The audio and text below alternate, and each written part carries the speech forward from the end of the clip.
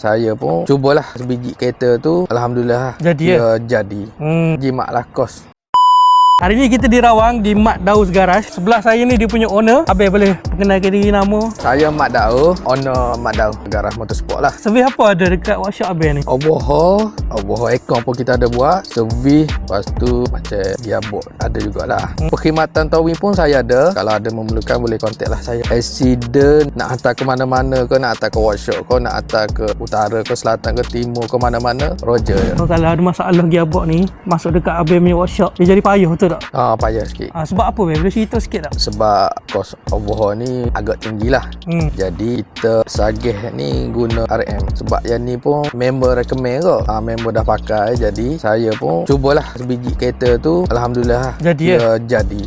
Jimatlah kos customer tu. Memang betul sebab sekarang ni ekonomi pun kita faham lah macam mana kan. Nak proceed full over gearbox memang mahal. Betul. Bukan semua orang mampu. Kalau nak selesaikan masalah gearbox tu, boleh cuba dululah treatment RM Autocam. Tapi dia bukanlah yang ada masalah gearbox saja boleh guna transmission treatment kami ni. Kalau kata yang nak panjangkan jangka hayat gearbox pun boleh juga. Boleh datang dekat workshop abang ni, buat servis minyak gearbox sekali, letak sebotol ke 2 botol untuk penjagaan gearbox. So itu kelebihan transmission treatment kami ni lah. Abang ni pun dah ambil dah kita punya produk. Jadi untuk owner workshop kat luar sana, jangan tunggu lagi. Inilah masanya untuk korang nak tambah nilai servis dekat korang punya workshop. Jangan lupa dapatkan transmission treatment RM Autocare. Dan untuk anda semua kat luar sana yang ada masalah gearbox, boleh contact Mat Daus Garage ni. Dia adalah authorized dealer kita sekarang.